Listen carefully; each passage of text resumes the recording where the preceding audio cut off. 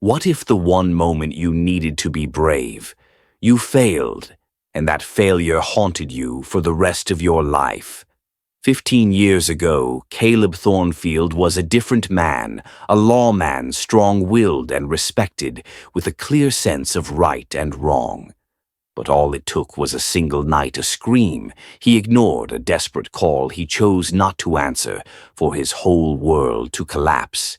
Since that night, Caleb has lived in the wild Texas backcountry, hidden from the world and haunted by guilt he can't shake.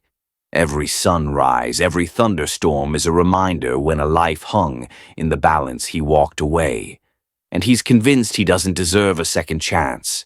But destiny isn't done with him yet.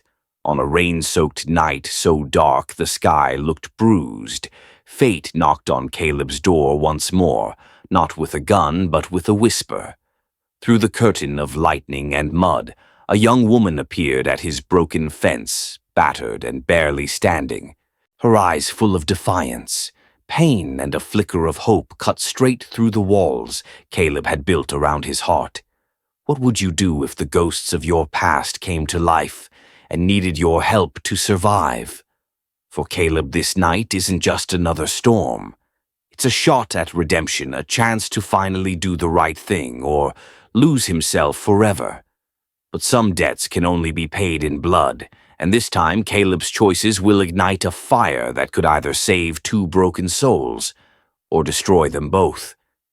They say Texas is a place that can break a man or make him whole, but for Caleb Thornfield, it was simply a place to disappear.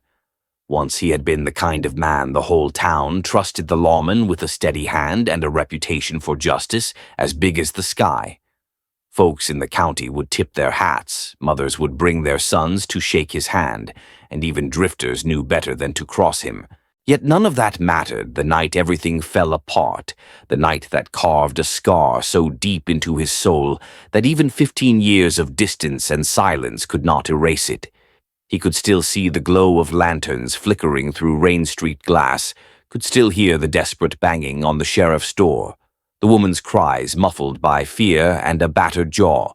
Her name was Lila May, and she'd come to him with bruises painting her arms, and fresh terror in her eyes, pleading for the protection that, by all rights, was his to give. But the town was small and tangled in secrets, and her husband was a man of means, one who drank too much, talked too loud, and made threats behind closed doors. It's a family matter, Thornfield the mayor had warned. Let folks handle their own. Caleb had heard those words before, knew what they meant, but something about Lila May's trembling hands and the shadow in her gaze had told him she was out of time. Still in that moment, just one night out of 1,000, he hesitated.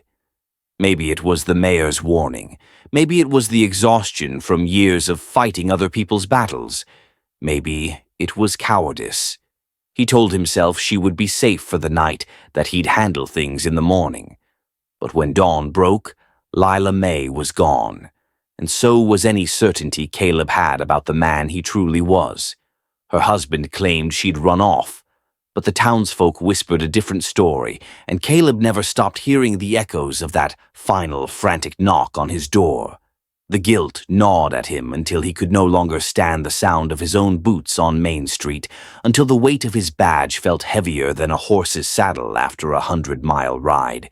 He resigned without a word, packed up what little pride he had left, and vanished into the Badlands, leaving behind the only life he'd ever known. Now, in the silence of the wild, he found no peace, only the endless company of regret. He built his cabin far from prying eyes, surrounded himself with nothing but empty land, and the ghosts of his failures, hoping the world would forget his name, the way he tried and failed to forget Lila May's. Every night when the wind rattled the windows, he imagined it was her voice calling for help, and every morning as the sun crawled across the dry grass, he wondered if redemption was something a man like him could ever find. Caleb became a shadow, someone the world left alone, and who left the world alone in return. His hands, once steady in the service of justice, now shook whenever he thought of the life he'd failed to save. and his heart, once so sure, seemed to shrink inside his chest every time the past caught up with him. Out here, where the sky stretched forever and the coyotes howled into the darkness, there was nowhere to hide from the truth. In the moment it mattered most, Caleb Thornfield had turned away, and that one choice had rewritten the rest of his life. Now all he could do was wait, pray for a chance at forgiveness that might never come, and wonder if when that chance arrived he'd be brave enough to take it. 15 years passed like a slow river carving canyons through stone each day, wearing down what little hope remained in Caleb Thornfield's heart. He had settled in a place where the horizon seemed to stretch forever, a landscape of withered grass, twisted mesquite, and restless wind, choosing this spot not for its beauty, but for its solitude. Out here there were no neighbors to ask questions, no lawmen to share a drink with, no church bells to remind him of the community he'd once tried to serve. Every morning he'd rise before dawn, muscles stiff from another sleepless night, and walk the perimeter of his land boots, sinking into mud after the rare Texas rain eyes, scanning the emptiness as if he were still on patrol, as if danger might come riding out of the mist. But the real threat was always inside, regret clinging to his bones, guilt pressing down like the summer heat that made the air shimmer above the fields. Caleb kept busy because he had to tending a small herd of cattle, patching the roof-splitting mesquite logs for the fireplace, mending fences battered by storms. His hands remembered the work of survival, but his heart couldn't forget the work of mercy, the one he'd left undone. Sometimes in the quiet moments after sundown, when the world went blue and silent, and the coyotes yipped at the edge of hearing, he'd find himself staring at the same old photograph of Lila May he'd kept all these years, tucked in a drawer he never quite managed to lock. Her eyes seemed to watch him equal parts, accusation and forgiveness, a reminder of the line he hadn't crossed when it mattered most. It was in these hours alone with his ghosts that Caleb would sometimes wonder if a man's life could really be measured by a single mistake, or by what he did to make it right. Most days he told himself he was content with obscurity, that he'd earned his exile, but deep down he knew the truth he was hiding from the town, from judgment, but mostly from himself. He rarely ventured into town, not even for supplies, unless it was unavoidable. When he did, he kept his hat low, his eyes averted, moving like a shadow on the edge of a world that had moved on without him. The people who remembered him whispered when he passed, but most had forgotten or simply assumed he was dead. If guilt was a wound, then time had done little to heal it, only taught him how to live with the pain, like an old bullet lodged near the heart, always aching when the weather turned cold. He never spoke of the past to anyone, never let slip the story of the knock he hadn't answered or the life he hadn't saved. Caleb's cabin became both sanctuary and prison. The walls that kept the world at bay also locked him in with his shame. Sometimes he wondered if God had placed him here on this harsh, unyielding land as a kind of penance. He had given up on redemption, certain that the world had already judged him and found him wanting. Yet, despite the weight of those long, empty years, a stubborn ember still burned somewhere deep inside, a hope so faint he barely dared to name it. All it would take, he sometimes thought, was one moment of courage, one opportunity to do what he'd failed to do all those years ago. But chances like that didn't come knocking in the middle of nowhere, or so Caleb believed until the stormy night when a desperate figure appeared at his gate, dragging all the old memories and questions back to the surface. And as the thunder rolled and the past seemed to come alive outside his door, Caleb Thornfield felt something shift, a flicker of possibility, a chance that fate against all odds might offer him one last shot at redemption. The night the past returned to Caleb's doorstep, the sky had opened up as if heaven itself was in morning thunder, cracking across the prairie sheets of rain, carving rivers through the dirt, and beating against the windows with a fury that rattled the bones. It was the sort of night when even coyotes stayed close to their dens, and every sensible soul in Texas huddled near a fire, grateful for shelter and a solid roof. Caleb sat by his small window, the lamplight casting long shadows across the bare wooden floor, listening to the storm drum, out an old familiar rhythm, a reminder that the world outside was wild and unforgiving, just as it had been the night everything in his own life had changed. He was reaching for the worn Bible on his table, half hoping the Psalms would soothe him to sleep, when a movement at the edge of the yard caught his weary eye. For a moment he thought it was a trick of the lightning, a stray branch, or perhaps a cow frightened loose. But as he stared harder, a figure emerged from the darkness, stumbling, nearly crawling, until it collapsed just beyond his fence. His instincts kicked in before his mind could argue. No one came out this far without a reason, and certainly not on a night like this. Grabbing his coat and rifle, a habit born more of caution than malice, he splashed out into the storm boots, sinking in mud rain, slapping his face until he could hardly see. As he drew closer, he saw her, a young woman, shivering so hard, her teeth chattered, dark hair plastered to her cheeks, mud streaked across her torn dress. Even in that state, there was something fierce in her eyes, a spark that had not yet been extinguished, though the world seemed determined to smother it. She tried to rise, but her legs failed her, and as Caleb knelt beside her, she flinched away, clutching a battered satchel to her chest, as if it contained the last scraps of her dignity. "Please," she managed to whisper, her voice raw and hoarse. "I just need a place to rest. I'll be gone by morning." It was only then that he noticed the bruises, angry purple bands around her wrists, and a deeper shadow staining the hem of her dress where blood had soaked through. This was no lost traveler. This was a woman running for her life.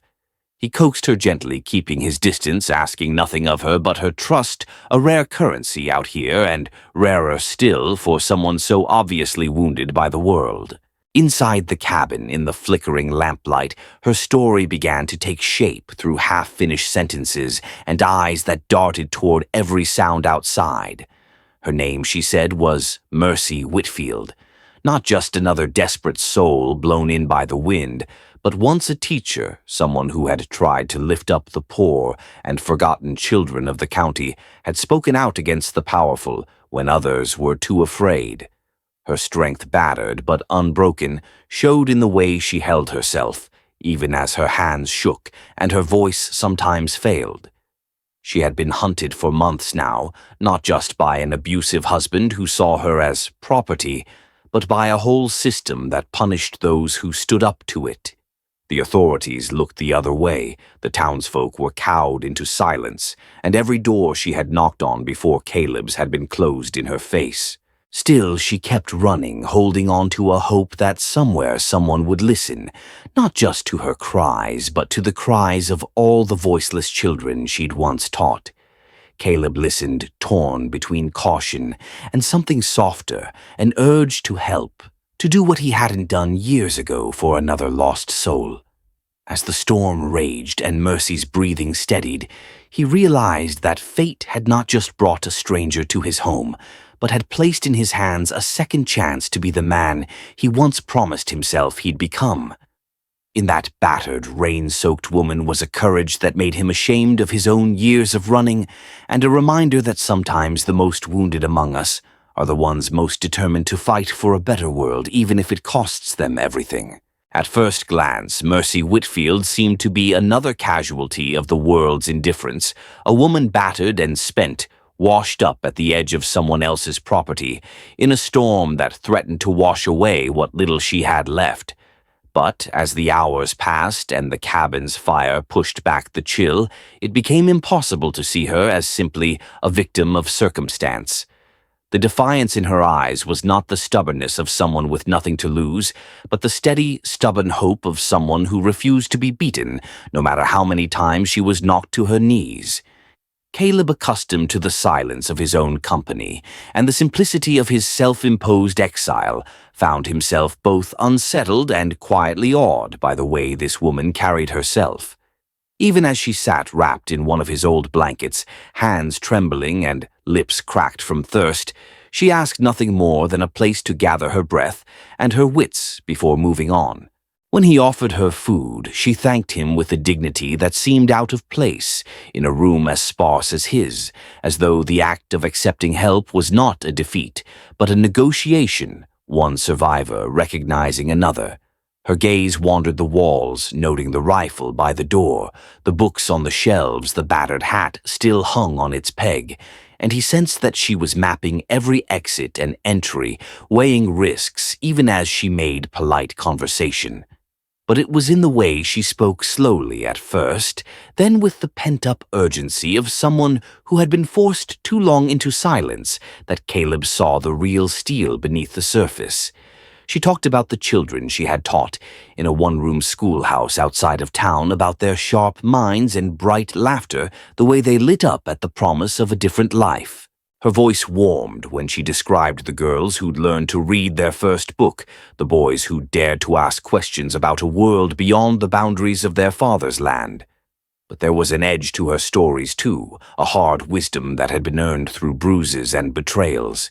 She spoke of the men in power who tried to buy her silence, the mothers who turned away for fear of what, standing beside her, might cost the walls of tradition, and fear that closed tighter the more she tried to pry them open. Mercy did not flatter herself as a hero. She had made mistakes, she admitted, perhaps been too bold in a world that preferred women quiet and compliant. But she would not apologize for believing that a person could change the fate of a child, or for refusing to accept that violence and silence were the price of survival. Every sentence was a quiet challenge to the life Caleb had built for himself, the solitary safety of never reaching out, the lie that a man's greatest duty was to do no harm by doing nothing at all. Mercy's presence forced him to confront his own failings, not through accusation but through example.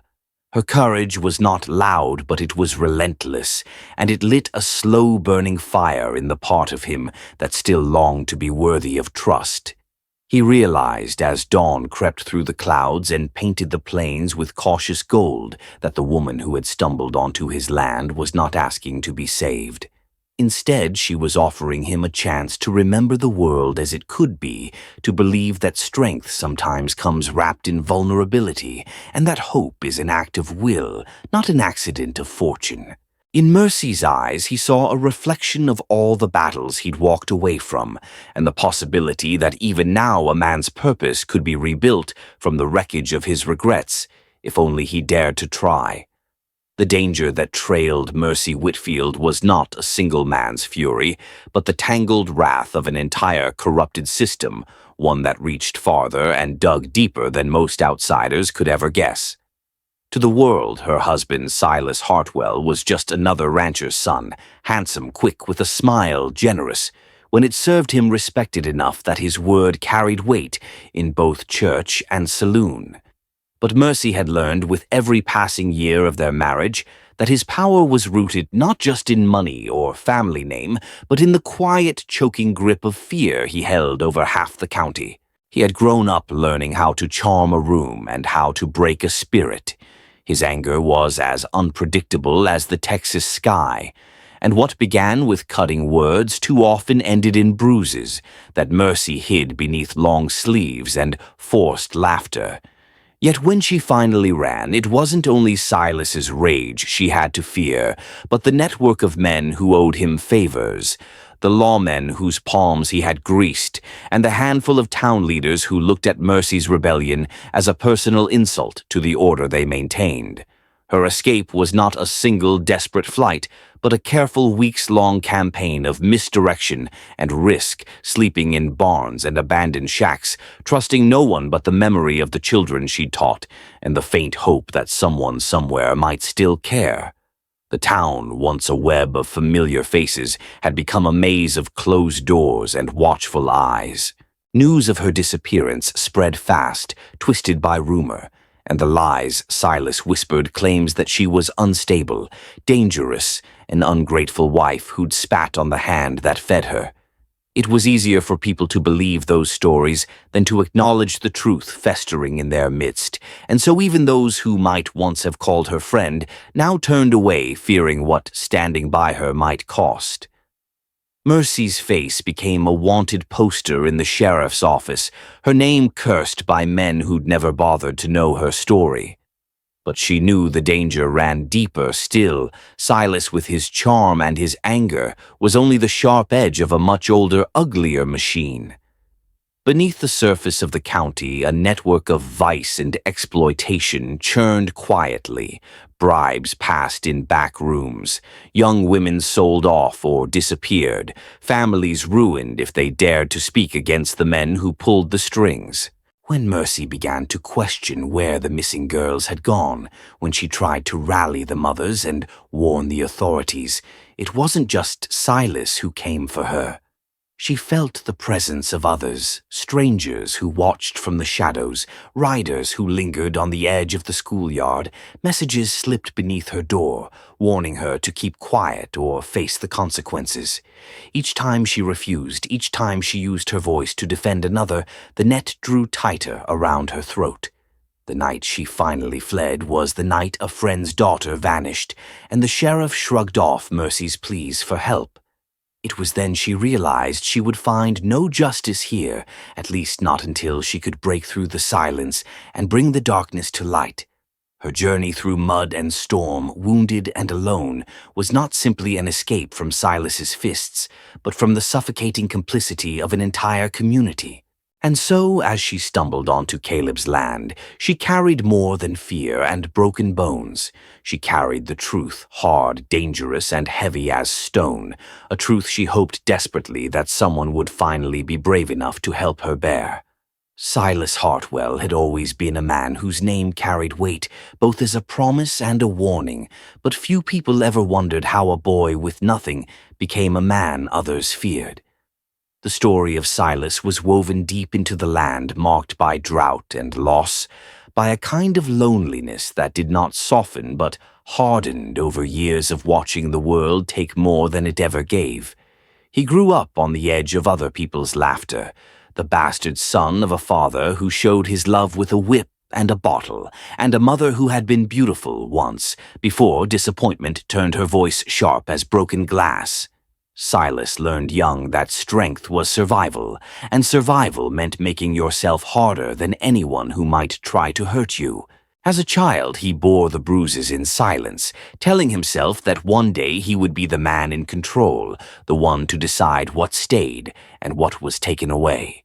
When his father finally drank himself to death, Silas stood over the grave with a face as blank as Riverstone, promising never to become the weak man he buried.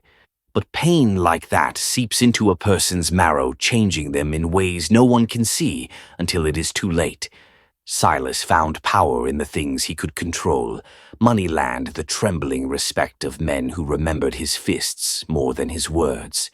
He wooed Mercy not with flowers or gentle words, but with certainty and ambition, offering her a place at his side when so many others had shut her out. At first, she mistook his attention for love, believing that the rough edges could be smoothed, that his anger could be tamed by the right kind of kindness. But Silas did not know how to love softly. The more he cared, the more he tried to possess, the more he feared losing, the tighter his grip became. Somewhere along the line, affection twisted into control, anxiety hardened into cruelty, and the line between protection and imprisonment vanished. Every time Mercy tried to leave, every time she challenged him, it awakened old terrors in Silas, the memory of being small, helpless, unloved. He could not bear the thought of abandonment, and so he built a cage of threats and promises, convinced that love was something you enforced, not earned. The men who gathered around Silas respected him because he gave them work and safety, but none called him friend. Even his allies kept their distance, sensing that a man who cannot forgive the past will never trust the present. As word spread of Mercy's escape, Silas's world contracted. Each refusal, each loss of face in the eyes of the town, stoked the ancient rage he carried, a fire that burned out of fear more than hate. He became a hunter not just of mercy, but of his own redemption, a man desperate to prove that he could not be left behind, that he was worth fearing if not loving. Yet, behind every threat, every act of violence, there lingered the lost boy who once prayed for someone to choose him to stay, to believe he was enough. In Mercy's defiance, Silas saw not just betrayal, but the echo of every time his mother turned away or his father raised a hand. In the twisted logic of the wounded, he told himself that breaking her spirit would heal his own, not understanding that love, real love, could never be forced. So, while the county whispered about the monster Silas had become, the truth was more complicated, a man formed by generations of pain, unable to break the cycle, doomed to hurt others as he himself had been hurt. His threat was real and terrible, but so was his tragedy. He was a villain, yes, but also a casualty of the very violence he inflicted, caught in a trap built long before either he or Mercy was old enough to choose their fate. As the storm outside reached a fever pitch and danger pressed closer on all sides, Mercy and Caleb realized that every possible escape route seemed to close just as swiftly as it appeared. The Hartwell men and their hired hands were tightening the noose horses, stamping in the mud, voices sharp as the wind, and Caleb's old cabin groaned with every new gust.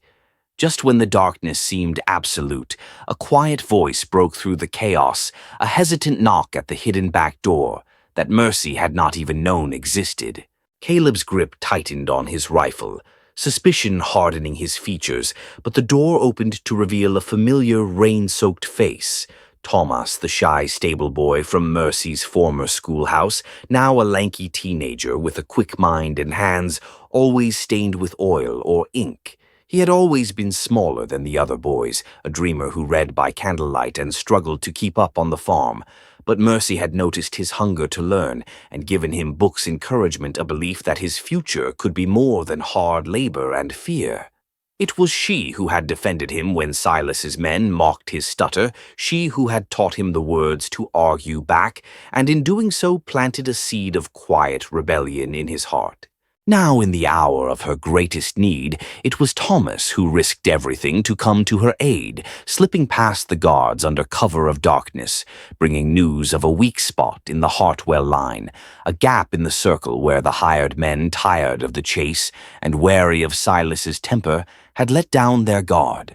His voice trembled as he explained the plan, but his eyes shone with the same stubborn light that Mercy had always cherished in her students. For a brief moment, hope flickered in the cramped space of the cabin, the weight of gratitude and fear hanging between teacher and student. With Thomas's help, the impossible became possible, and Mercy saw in his act of courage the proof that even in a world riddled with betrayal, kindness could plant roots that would one day grow strong enough to turn the tide. The thunder of hooves and the desperate staccato of gunfire faded into a tense, ringing silence as Caleb and Silas finally stood alone in the muddied clearing behind the burning barn, the world shrinking to the tight, breathless space between two men bound by pain loss and choices that could never be undone. Caleb's rifle was raised, but the familiar weight of violence in his hands felt different now. Not the wild, cold clarity of battle, but the heavy ache of a man who'd seen too many lives ruined by anger and pride. Across from him, Silas clutched his wounded arm, his face pale and drawn, but his eyes alight with a stubborn fury that was as much fear as hate. For a long moment, neither spoke, their breath steaming in the cooling night, as the first tentative drops of rain returned, gentle and persistent. It would have been easy, almost expected, for Caleb to squeeze the trigger, to put an end to the threat that had haunted Mercy and terrorized half the county. But as he stared at Silas, he saw something deeper than a villain. He saw the trembling of a man abandoned long ago, the hollowness behind every cruel word, the echo of an old grief that could never quite be silenced. Lowering his weapon, Caleb's voice cut through the crackling fire and the hiss of rain. "It doesn't have to end this way, Silas." He said the words quiet but carrying all the weight of regret and hard-earned wisdom. You don't have to keep fighting ghosts or turn yourself into the man who hurt you. The challenge was not in the barrel of the rifle, but in the invitation to choose differently to break the chain of violence that had defined both their lives. For a heartbeat, the hatred in Silas's eyes flickered with confusion, and Caleb pressed on, telling him about Lila May, about the pain of failure, about how trying to control others out of fear only made the world smaller and colder. Silas's hand trembled, the gun at his side lowering inch by inch as the storm inside him warred with the need to finally be seen, not just as a villain, but as a broken soul desperate for something softer than vengeance. In that charged, uncertain space, the confrontation became less about who was stronger and more about who was brave enough to lay their burden down. Caleb offered Silas the only mercy that could truly heal, a chance to surrender, not to the law but to forgiveness, to the possibility that broken men could still choose to end the hurt. In the tense aftermath of the storm and gunfire, with the barn smoldering and dawn breaking over the scarred Texas plains, it was Mercy who refused to let the truth be buried beneath the ashes. While the men counted their wounds and the last echoes of violence faded from the fields, she gathered the battered ledger she'd risked her life to keep safe, a stained book hidden in her satchel, filled with names, dates, and secret dealings, evidence of every bribe and threat that had allowed corruption to fester in the heart of the county for so many years. Her hands still shook from exhaustion and pain, but her eyes shone with the same unwavering resolve that had carried her through every night on the run. She walked into the sheriff's battered office, shoulders squared and chin raised, demanding not just justice for herself, but for every missing girl, every silenced voice, every family broken by the greed of men like Silas and his confederates. Mercy stood her ground as deputies tried to brush her aside, her voice rising above their skepticism, turning her fear and outrage into a weapon sharper than any blade.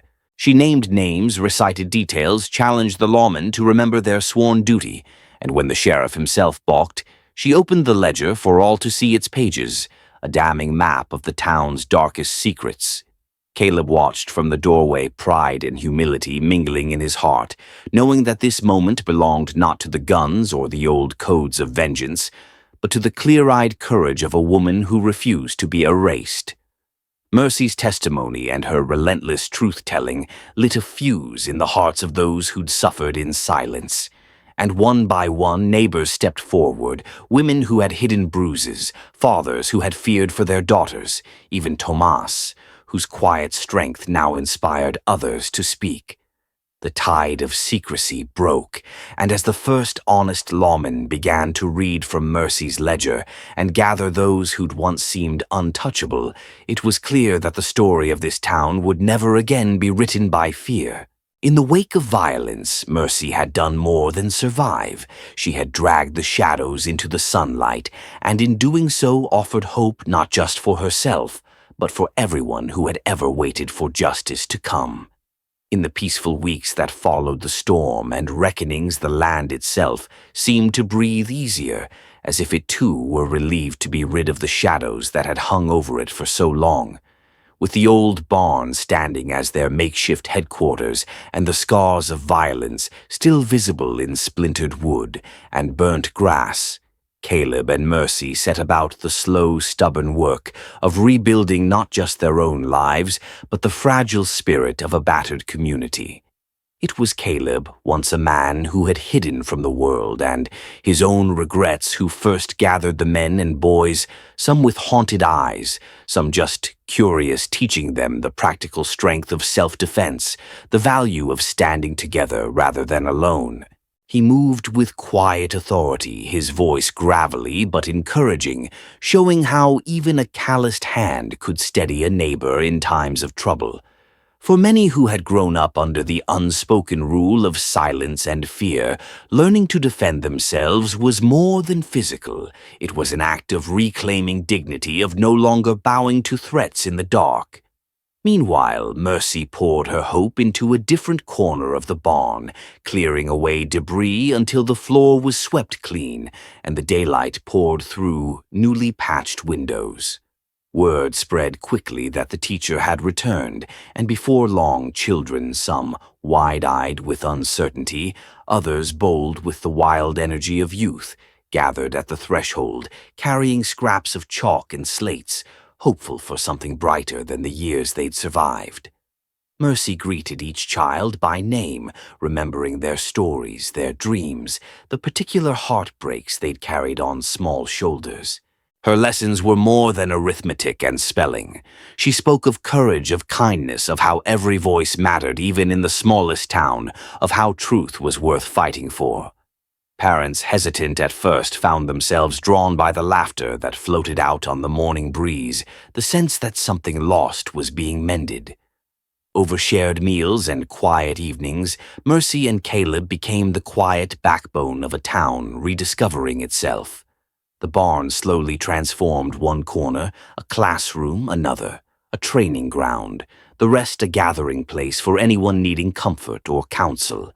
It was in these ordinary acts of teaching and listening, of building fences and bandaging wounds, that the community spirit was healed proof that even the deepest scars could become the roots of something strong and new. Through their perseverance, Caleb and Mercy offered a new story, that of a town no longer defined by what it had suffered, but by what it dared to hope for together.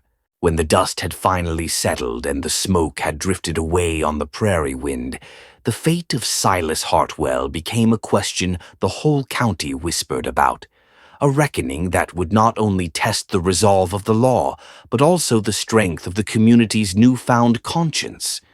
No one could deny the harm he had done, the fear he had spread, or the deep scars left behind by his anger. But Mercy, ever guided by a belief in the possibility of change, insisted that justice could not simply be vengeance in a new form.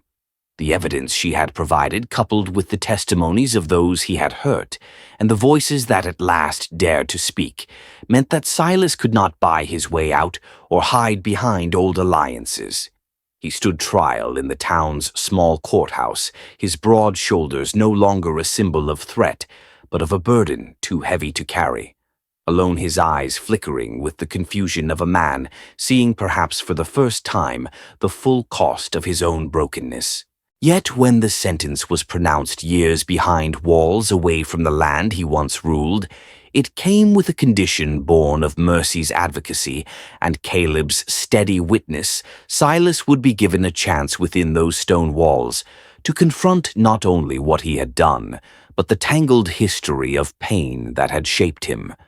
The local circuit judge, moved by Mercy's plea, arranged for a visiting doctor and a small group of counselors to offer something unheard of in these parts, a program of healing, a hope for understanding and perhaps redemption.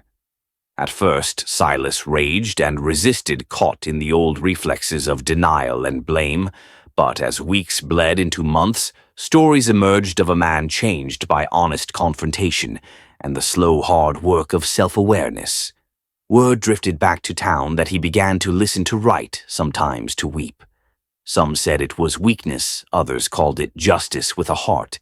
For Mercy and for Caleb, it was proof that mercy itself, stubborn and radical, could reach even the most unreachable places, and that true healing for a wounded community could never be achieved by hatred alone. The lesson whispered across the fields and taken up in the classroom and at the training ground was simple yet profound. Justice was not about revenge, but about breaking the cycle of violence, so that even for the most lost among them, a different ending might still be possible. In every life there comes a moment when we must choose between the safety of silence and the courage to act, between guarding our own hearts and reaching out to heal the wounds of others. This story, set against the untamed beauty of the American West, reminds us that true strength is not found in isolation or pride, but in the willingness to confront our own failures and step forward for what is right, even when the cost is high. Mercy's journey teaches us that it is never too late to seek justice, not only for ourselves, but for the vulnerable and voiceless who depend on our courage. Caleb's path shows that redemption is possible, no matter how long we've lived with regret, if we remain open to second chances and dare to face the truth about our own past. Perhaps the most profound lesson comes from the fate of Silas, that justice should not be confused with revenge, and real change is born from compassion as well as accountability. In a world that often feels divided and wounded, these lessons hold special power. They invite us to build communities where no one suffers alone, to break cycles of hurt with forgiveness and understanding, and to believe that healing, both personal and collective, is always within reach if we are brave enough to pursue it.